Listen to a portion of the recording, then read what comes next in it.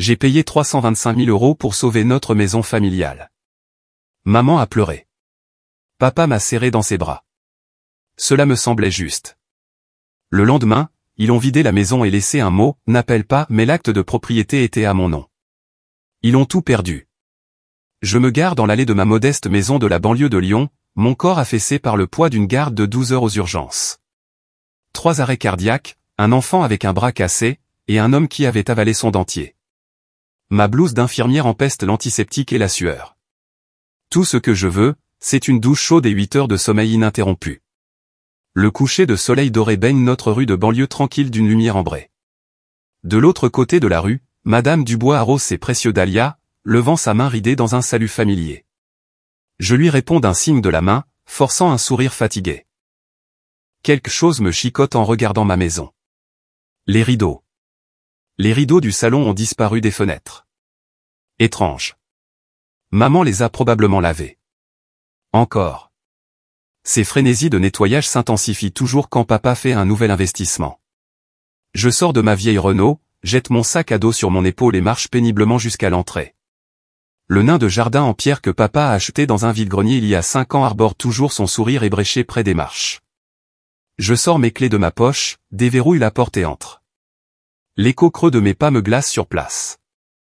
Maman? Ma voix ricoche sur les murs nus. Papa? Rien. Le salon est complètement vide. Pas de canapé où papa regardait le rugby chaque dimanche. Pas de table basse avec la collection d'oiseaux en céramique de maman. Pas de photos de famille grimpant le long du mur de l'escalier. Pas même l'affreux fauteuil inclinable marron que mon frère Bastien avait insisté pour garder quand il a déménagé. Juste. Rien. Mon cœur martèle contre mes côtes alors que je traverse la maison. Cuisine vide. Salle à manger vide. Les chambres à l'étage, toutes vides. Ma chambre d'enfant, où les marques de taille sur le cadre de la porte suivaient encore ma croissance, entièrement dépouillée. L'armoire de la salle de bain où j'avais caché des tampons d'urgence et du Doliprane, vidée. Ils ont tout pris. Chaque meuble, chaque casserole, chaque photo de famille, même le rideau de douche. De retour dans l'entrée, quelque chose attire mon attention. Une seule enveloppe blanche repose au centre du parquet, illuminée par un rayon de soleil couchant. Mes doigts tremblants peinent à ouvrir le seau. À l'intérieur, une seule feuille de papier. L'écriture de maman, penchée et hâtive. Merci d'avoir réparé notre crédit, pauvre nul. On déménage en Provence avec Bastien. N'appelle pas. Mes jambes se dérobent sous moi. Je m'effondre sur le sol, le parquet froid pressant contre mes genoux. Une vague de nausée me submerge alors que la vérité s'impose. Ils m'ont abandonné. Pire, ils m'ont volé. Mon téléphone vibre dans ma poche. Un message automatisé d'un agent immobilier. Félicitations pour la mise en vente réussie de votre propriété au 4217 rue des Chênes. Nous prévoyons de finaliser la vente dans les 30 jours. La pièce se met à tourner. Ils vendent ma maison. Ma maison. Il y a 7 mois, je dormais dans ma voiture après que Julien et moi ayons rompu. 3 ans ensemble, et il m'a mise à la porte sans nulle part où aller. J'économisais chaque centime pour un nouvel appartement, déterminé à me reconstruire. Puis maman a appelé à 2 heures du matin, en sanglotant. On va perdre la maison, pleurait-elle. Ton père a fait de mauvais investissements. On doit 325 000 €. Ma maison d'enfance. Les cadres de porte avec les marques au crayon suivant ma croissance. Le jardin où papa m'a appris à jouer au foot. La cuisine où maman m'a montré comment faire sa fameuse tarte aux pommes. Disparu. Et l'argent que mamie a laissé? Ai-je demandé. Un silence s'est installé entre nous. L'héritage qui aurait dû être partagé entre Bastien et moi. L'argent qui avait mystérieusement disparu dans le projet raté de bar sportif de Bastien. Il n'y en a plus, a chuchoté maman. Malgré la colère qui bouillonnait en moi, je ne pouvais pas les laisser tout perdre. Je vais aider, ai-je promis. J'ai enchaîné les gardes au CHU de Lyon jusqu'à ce que mes pieds enflent et que mon dos hurle de douleur. J'ai plafonné mes cartes de crédit. Annulé ma mutuelle dentaire. Mangé des nouilles instantanées pour dîner 5 soirs par semaine. Tout ça pour les sauver. Pendant que je vidais mon compte épargne, la page Facebook de mes parents se remplissait de photos souriantes. Triomphe familial sur les difficultés financières, a posté maman, sous une photo de trinquant au champagne. Ils ont organisé un dîner somptueux pour, soi-disant, me remercier, mais ont passé la soirée à s'extasier sur la nouvelle idée d'entreprise de Bastien, comme si son premier échec n'avait jamais eu lieu. J'étais assise à cette table, les regardant rire et célébrer, et la vérité m'a frappé comme un choc de défibrillateur. J'ai tout donné pour les sauver, et ils agissent comme s'ils s'étaient sauvés eux-mêmes. Cette nuit-là, j'ai fait des recherches sur les droits de propriété jusqu'à ce que mes yeux me brûlent. J'ai interrogé le notaire de la famille sur les options de refinancement quand papa n'était pas là. Puis j'ai agi. J'ai demandé à mes parents de signer des papiers de refinancement qui étaient en réalité un acte de cession de propriété. Les yeux de maman ont vacillé de doute avant de signer. Ça met tout à ton nom temporairement, ai-je expliqué. Pour des raisons fiscales. Elle a hoché la tête, le stylo en suspens. Tu nous le retransféreras? Bien sûr, ai-je menti. Maintenant, assise sur le sol nu de ma maison vide, cette décision semble à la fois stupide et prémonitoire. Ils ont essayé de vendre ma maison, mais je les ai eus. Mon téléphone vibre à nouveau. Un texto de Bastien. Maman dit que tu fais encore ta crise. Je fixe son message, puis les pièces vides autour de moi. Ma crise? Ils ont volé tout ce que je possède, sauf la blouse que je porte. Le soleil disparaît sous l'horizon, me laissant dans l'obscurité. Mais alors que je suis assise dans les ombres grandissantes, quelque chose change en moi. Le poids de la trahison se cristallise en quelque chose de plus dur, de plus froid, de plus déterminé. Cette maison est à moi. Et ils ont fait une terrible erreur.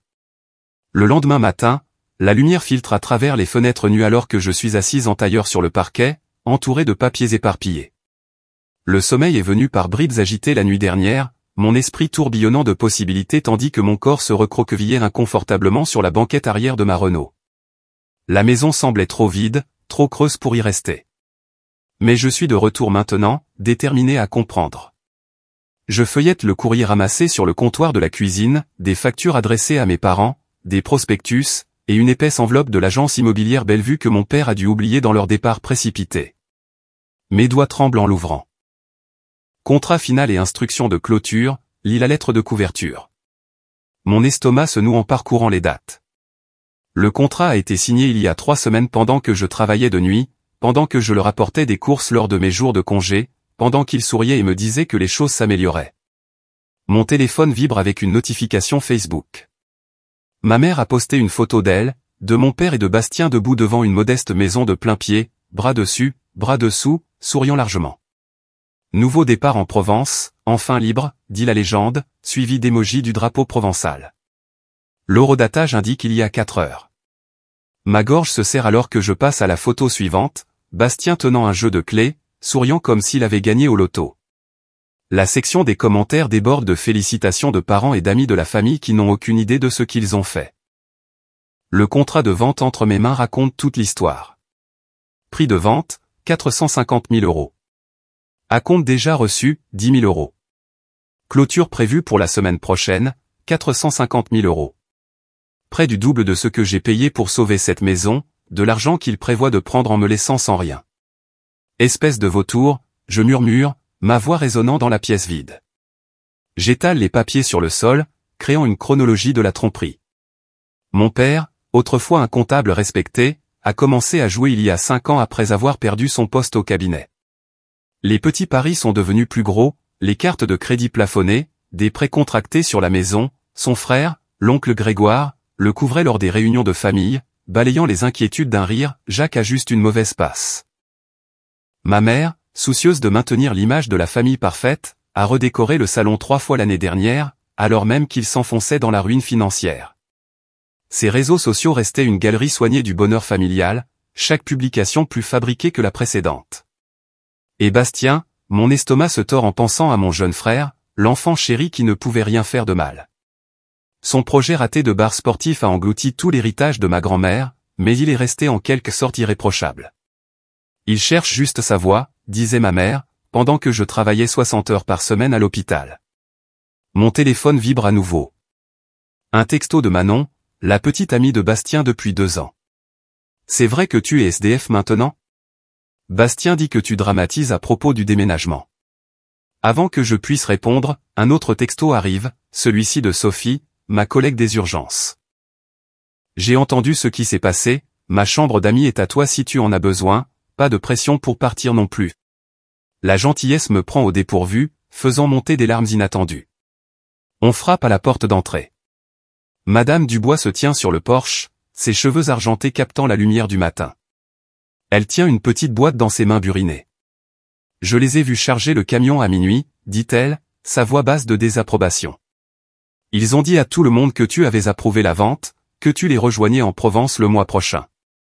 Elle me tend la boîte. J'habite à côté depuis 30 ans, Juliette. Je sais quand quelque chose ne va pas. C'est. À l'intérieur de la boîte, je trouve des photos de famille que Madame Dubois avait empruntées quand elle a vu Bastien les jeter dans un bac de dons. L'agent immobilier m'a appelé ce matin, continue-t-elle, à poser des questions sur la situation familiale. Je lui ai dit qu'elle devrait te parler directement. Comme invoqué par ses paroles, mon téléphone sonne avec un numéro inconnu. L'assistante de l'agent immobilier, appelant pour vérifier les détails de la vente en cours.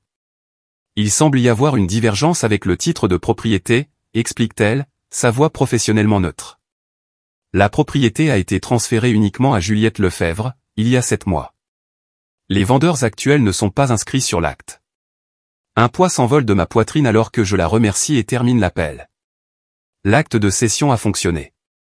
La maison est légalement à moi. Mon soulagement momentané est brisé lorsque mon téléphone vibre avec une notification de message vocal. La voix de mon père remplit la pièce, pâteuse de colère. Tu ferais mieux de ne pas tout gâcher pour nous. On a besoin de cet argent. Tu nous le dois après tout ce qu'on a fait pour toi. Je supprime le message. Mes mains sont stables maintenant. Les enjeux n'ont jamais été aussi clairs. Mes cartes de crédit sont au maximum pour avoir sauvé cette maison. Je n'ai nulle part où aller.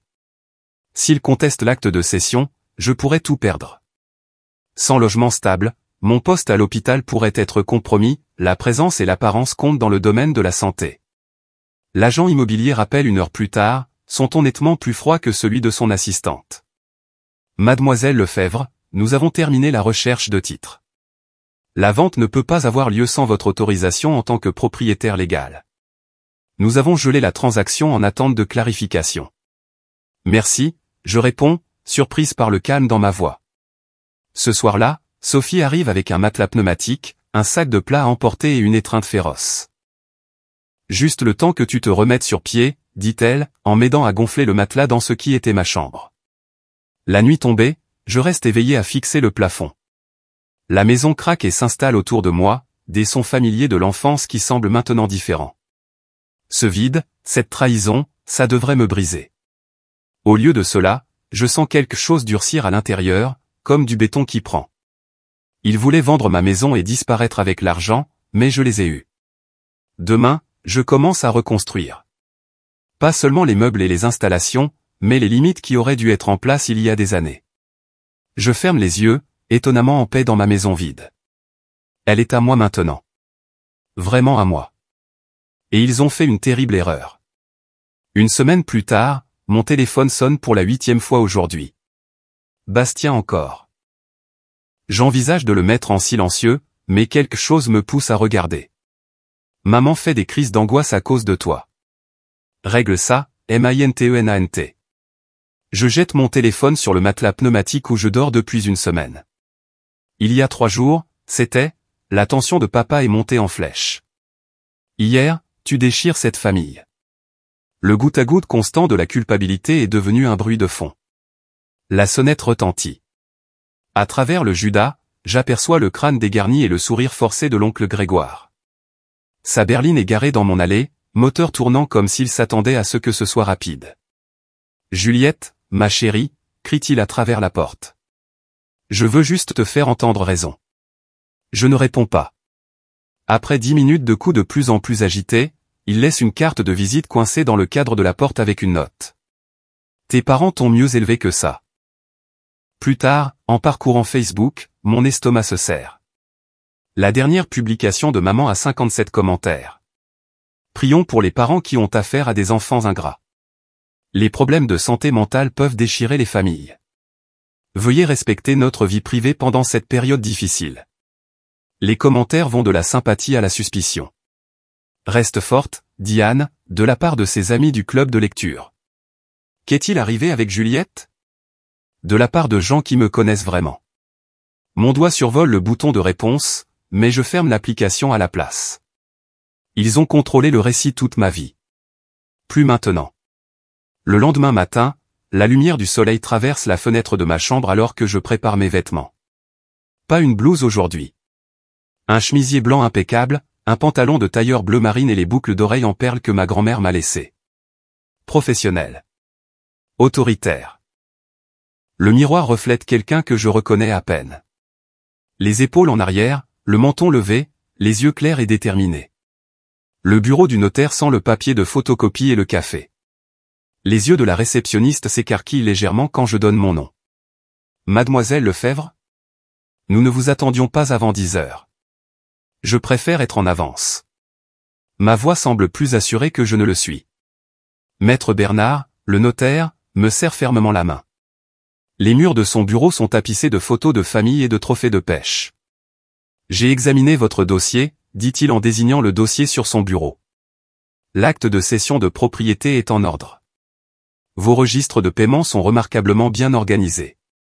J'ai appris à garder les reçus, dis-je, le coin de ma bouche se soulevant légèrement. Il hoche la tête, m'étudiant. Je n'ai jamais vu quelqu'un de votre âge aussi préparé. La plupart des gens 2 fois plus âgés ne comprennent pas ces transactions. La nécessité est un excellent professeur.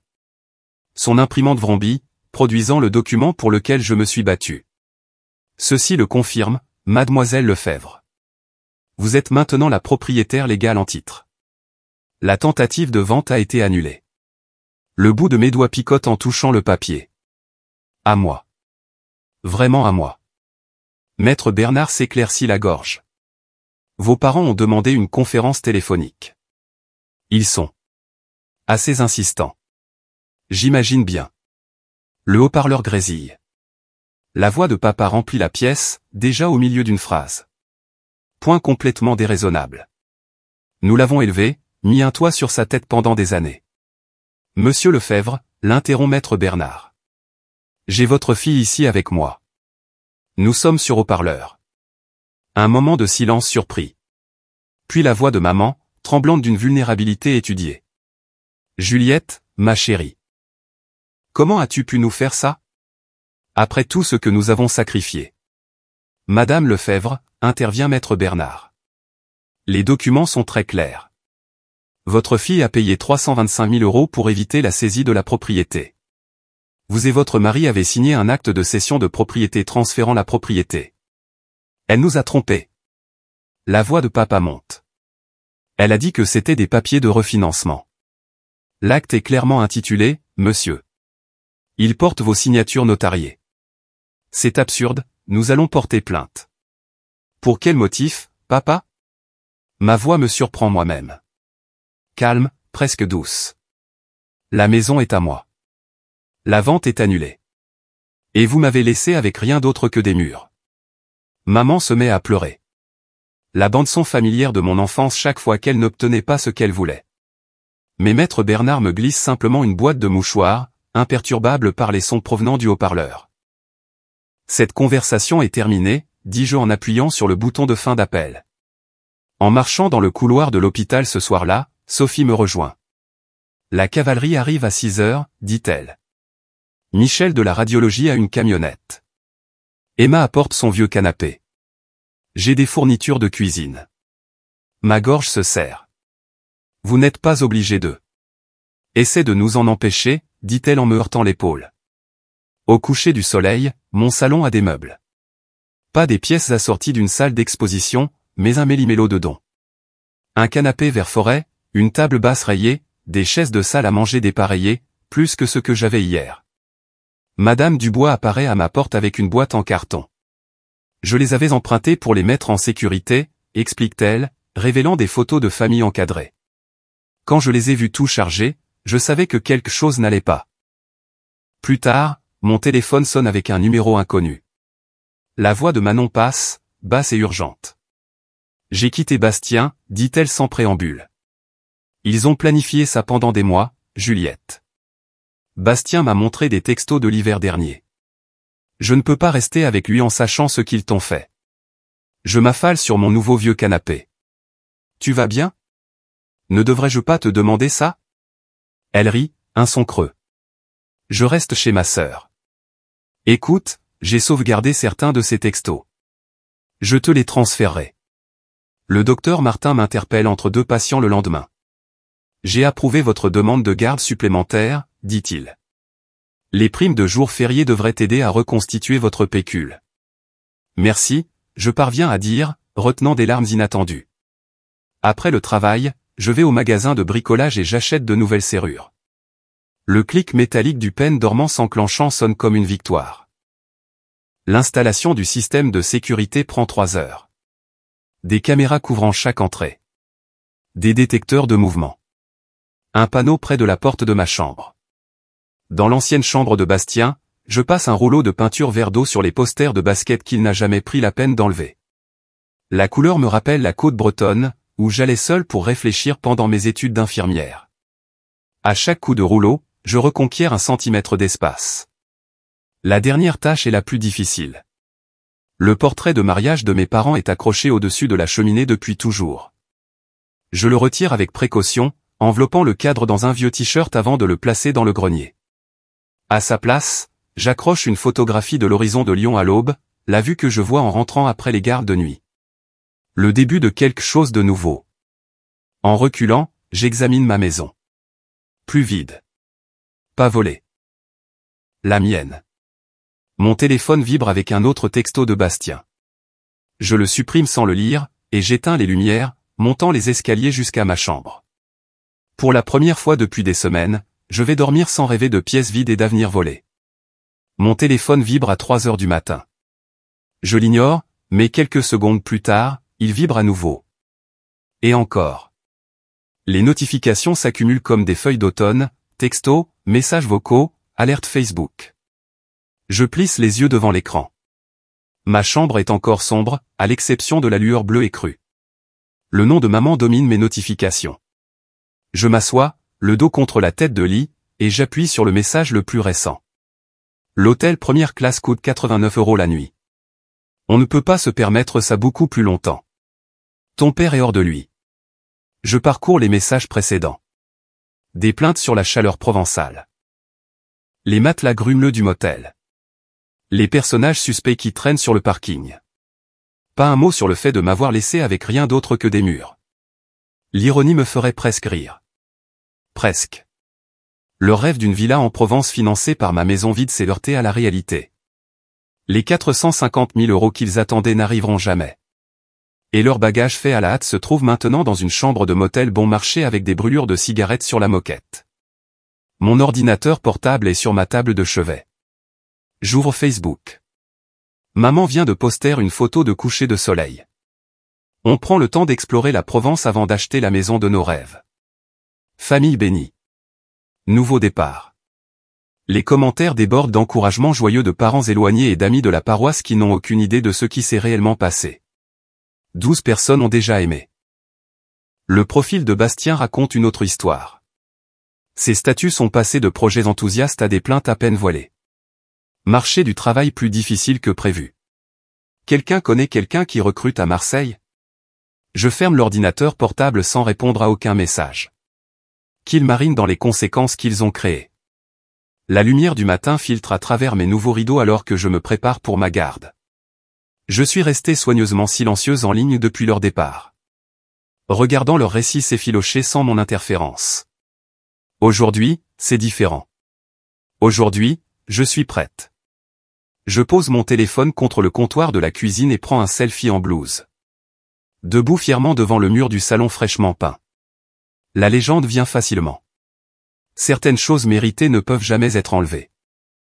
Reconnaissante pour cette maison et la communauté qui m'a soutenu à travers des défis inattendus. En quelques minutes, des commentaires apparaissent de voisins, de collègues, d'anciens camarades de classe. Ils ont entendu des rumeurs. Ils choisissent leur camp sans que je dise un mot. Tellement fier de toi, Juliette. Tes parents ont toujours été louches avec l'argent. Appelle si tu as besoin de quoi que ce soit, ma chérie. J'envoie un email avant de partir au travail. À papa. Objet, réexpédition du courrier. J'ai décidé de garder la maison.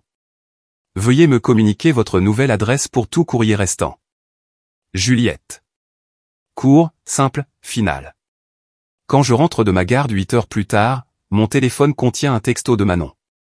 Bastien s'est fait virer hier. Ils ont découvert qu'il avait menti sur son expérience. Je réponds, heureusement que tu es chez ta sœur. Mais tu pourrais toujours revenir à Lyon. Elle ne répond pas, mais je sais que j'ai planté une graine. L'oncle Grégoire appelle ce soir-là. Sa voix porte le poids de l'obligation familiale, tendue par la déception. Il demande à rester dans mon sous-sol, dit-il. Je ne peux pas rejeter la famille, mais Juliette, ce qu'ils t'ont fait. Fais ce que tu dois faire, oncle Grégoire. Ton père dit qu'il y a encore une chance de vendre la maison et de partager l'argent. Il dit que tout le monde y gagne. Mon rire sonne creux même à mes propres oreilles. C'est ce que je pensais.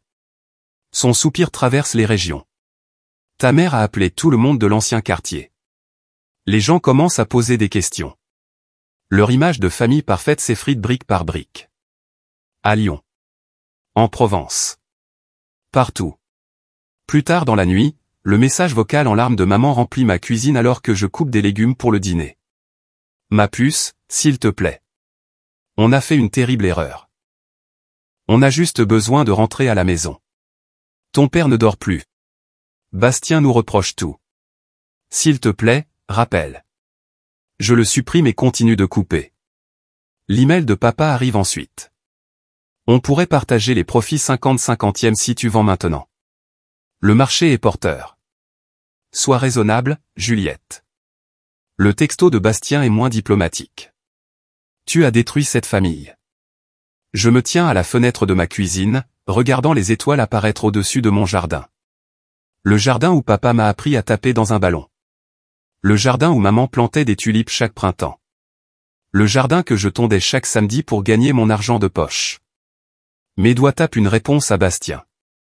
Le jour où j'avais besoin d'un toit, vous m'avez laissé à la rue. Maintenant, débrouillez-vous comme j'ai dû le faire. Bloqué. Supprimé. Respirer. 3 jours plus tard, mon avocat appelle. Bonne nouvelle. Leur contestation légale de l'acte de cession a été rejetée. Le juge n'a même pas eu besoin d'entendre les arguments. La banque confirme ce que je sais déjà. L'hypothèque est uniquement à mon nom. La montagne de dettes de cartes de crédit que j'ai contractées pour sauver cette maison est toujours là. Mais chaque salaire la réduit un peu plus. Chaque garde supplémentaire me rapproche de la liberté. Ce soir-là, j'accroche un nouveau miroir dans l'entrée, à l'endroit où leur portrait de mariage dominait autrefois le mur. Mon reflet montre quelqu'un que j'apprends encore à connaître.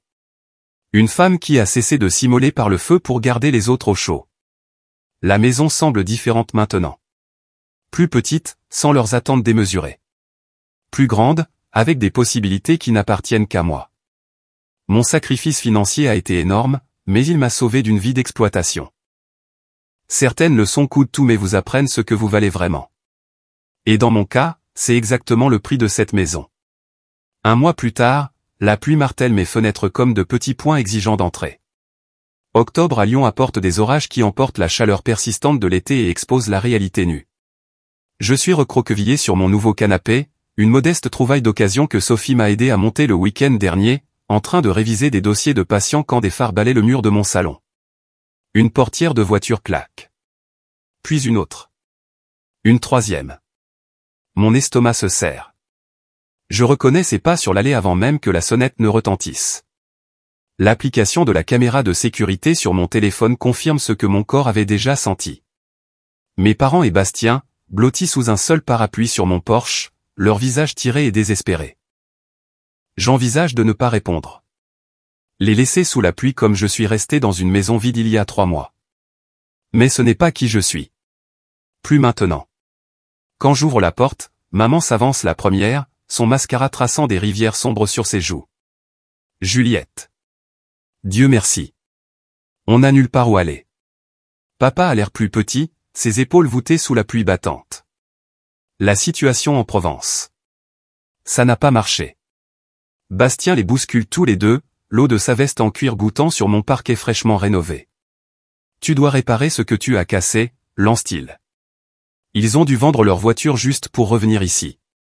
Je ne dis rien. Je m'écarte simplement pour les laisser entrer. La maison qu'ils ont dépouillée contient maintenant juste assez de meubles pour leur rappeler ce qui manque. Mes meubles. Ma maison. Après tout ce qu'on a fait pour toi, murmure maman, sa voix se brisant avec une précision étudiée. Je t'ai changé tes couches. Je t'ai soigné pendant ta varicelle. Je t'ai aidé à postuler à l'école d'infirmière. J'ai répété ce moment en thérapie, sous la douche, en fixant mon plafond à 3 heures du matin. Pourtant, maintenant qu'il est là, un calme étrange s'installe en moi. Je ne ressens plus de rage. Juste de la clarté. Voulez-vous vous asseoir? Je demande, en désignant le salon. Ils échangent des regards confus avant de me suivre.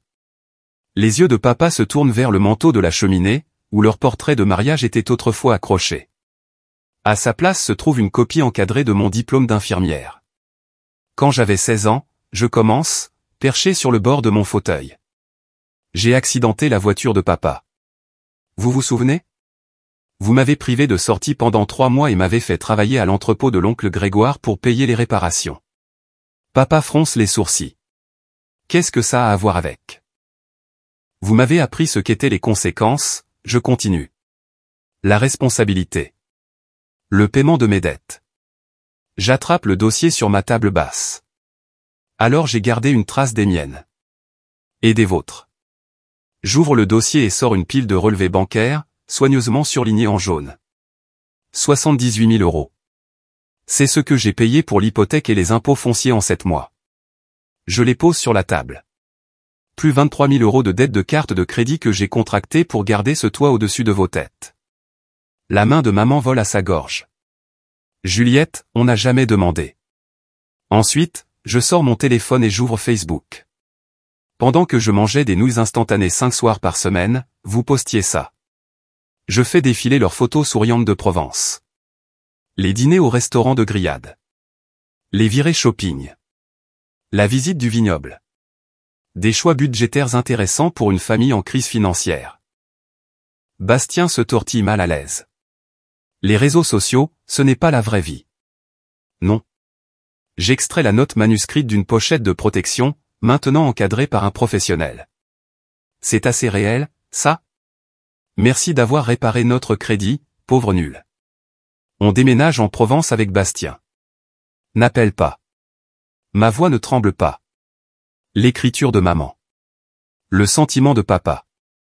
Votre cadeau d'adieu collectif. Le silence s'épaissit jusqu'à ce que papa s'éclaircisse la gorge. On a fait une erreur. On est désolé. Désolé de vous être fait prendre, je le corrige. Désolé que votre plan ait échoué. Je pose le dernier document sur la table, une déclaration notariée de Manon. L'ex-petite amie de Bastien avait toute une histoire à raconter. Comment vous avez planifié ça pendant des mois? Comment vous avez discuté de la vente de ma maison pendant que je faisais des gardes doubles pour la sauver? La façade de papa se fissure. Ses yeux cherchent la sortie comme un animal acculé. Tu n'avais pas le droit de monter Manon contre nous. Je n'ai monté personne contre vous. Vous l'avez fait vous-même. Les larmes de comédie de maman cèdent la place à quelque chose de plus brut, de plus laid. Comment as-tu pu faire ça à ta propre mère? Sa voix monte. Où est-ce qu'on est censé aller? Au même endroit où j'étais censé aller quand vous avez vidé ma maison et essayé de la vendre sous mon nez. Les mots viennent facilement maintenant. Vous ne m'avez jamais vu comme une famille, juste comme une ressource à utiliser. Une solution à vos problèmes. Bastien se jette en avant, le doigt pointé vers mon visage. Tu te crois si parfaite? Tu as volé notre maison. Votre maison? Je me lève, à sa hauteur. La maison que j'ai sauvée avec mon argent? La maison que vous avez abandonnée? Cette maison-là? Sa bouche s'ouvre, se ferme, s'ouvre à nouveau. Aucun son n'en sort. À travers mes fenêtres, je remarque Madame Dubois qui jette un œil derrière ses rideaux.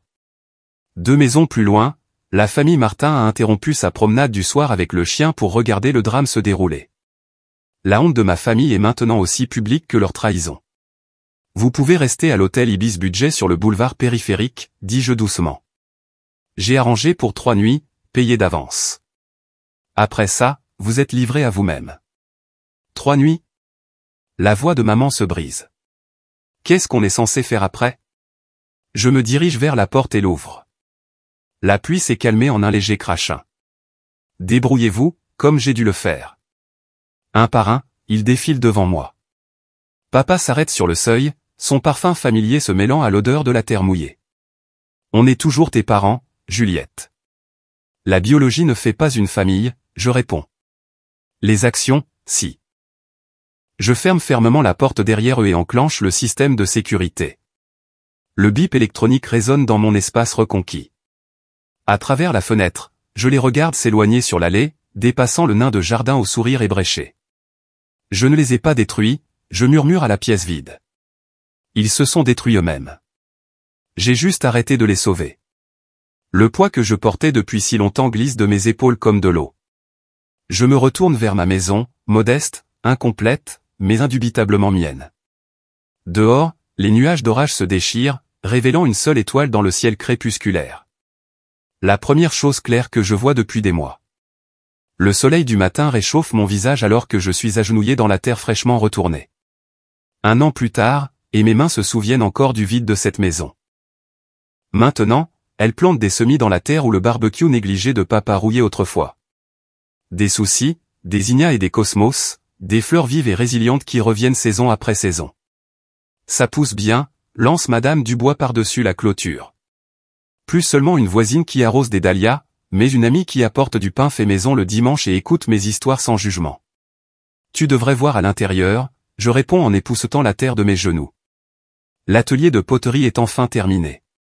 Ce qui était autrefois le bureau poussiéreux de papa, où il complotait des combines financières qui ne se sont jamais matérialisées, déborde maintenant de lumière naturelle.